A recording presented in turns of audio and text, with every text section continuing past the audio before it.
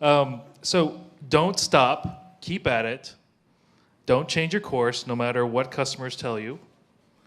It's a matter of time before it will show traction. So really what I'm asking here is, where do you draw the line between being persistent and being stubborn and blindsided for your startup? So your big problem is you're delusional, Brian.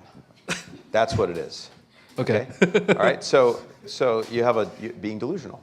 So that's one of the big challenges. I'm going to come back to what I said earlier. Having a strong network around you is really important, because those people, you need to have a few, and that's a much smaller group of people that know you really well and know what your weaknesses are and your strengths are, and can help call you on those kinds of things, right? So how do you have that sort of tight group around you? Now, there are a lot of times where many people are going to tell you that your idea is a bad idea, it's not going to work, people aren't going to buy it. The only people who matter are your customers. Right. They're the only ones who matter. And it might take a while. You might have to talk to 100 customers before you find the one, right? And part of the problem is likely that in those 100 stories, you'll be telling the story differently until you get the story that works. And oftentimes looping back to that first person you talked to with the story that resonated, that's the test, right? Because just because you got it wrong the whole way, it's oftentimes our ability to describe this idea, to tweak the magic. You get feedback, sometimes actively and passively around it, and then you're making these adjustments.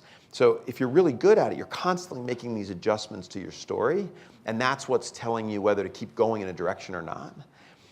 It's okay to run hard in one direction, but be really, really clear about what your hypothesis is and be objective about it, right? I'm running in this direction, I'm testing this particular thing, and if this particular thing turns out not to be true, I'm going to stop and take a moment to pivot, deal with that.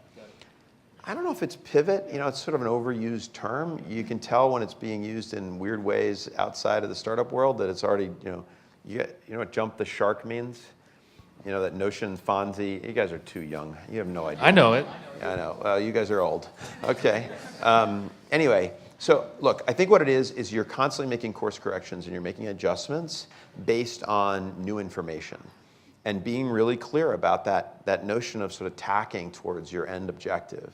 And then there's some times where you're just not going to get there, right? You just have to be real about whatever it is not going to happen. And that's when it's time to really take a break and say, all right, I'm going to stop this whole activity and move on to the next thing. Because there is a next thing.